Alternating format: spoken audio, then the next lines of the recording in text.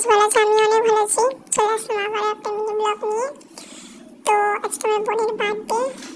দেন রিম্পা এখন চলে এসেছে, তাই রিম্পা এখন বোনকে খাবারগুলো সাজিয়ে দিচ্ছে। আমি কাজ করছিলাম প্রচুর, তার জন্য আমি কিছু করতে পারিনি। আর যতটুকু না পেরেছি তোমাদেরকে দেখিয়েছি। তো চলো কি কি মেনু হয়েছে সেটা তোমাদেরকে বলি।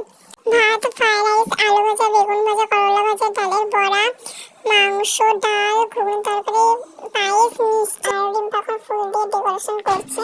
তো বেশি ফুল ছিল না, যেটুকু না পেয়েছি সেটুকু না তোমাদেরকে দেখিয়েছি। আর এখানে বোন এখন খেতে গিয়ে হাসছিল, কারণ প্রচুর লজ্জা পেয়েছিল। ক্যামেরা অন করেছি তার জন্য। এখন ওকে খেতে বলছে, ও কিছুতেই খেছে না। তো প্রচুর প্রচুর লজ্জা পেয়েছে, বলছে আমি ক্যামেরা অন, মানে ক্যামেরা অন থাকলেও খাবে না। তার জন্য রিম্পা বললাম যে ঠিক আছে ক্যামেরাটা অফ কর, ও খেয়ে নে। দেন আমাদের খাওয়া দাওয়া কমপ্লিট হয়ে গিয়েছে। এখন আমরা যাবো কেক আনতে, বোনের জন্মদিন তার জন্য। আর এখানে আমাদের একটু ঠান্ডা ঠান্ডা ওয়েদার, তার জন্য আমি সোয়েটার পরেছি। আর রিম্পাকে ফোন করেছি, রিম্পা চলে এসেছে তাড়াহুড়ো করে, সোয়েটার আনতে ভুলেই গেছিলাম। তো আমরা চলেও এসেছি কেকের দোকানে। এখন রিয়াকে দেখাচ্ছিলাম, রিয়া বললো কোন কেকটা, আমরা বললাম ওই কেকটা। তো রিয়া এখন কেকটা দেখলো, রিয়া বললো ভালো লাগছে কেকটা।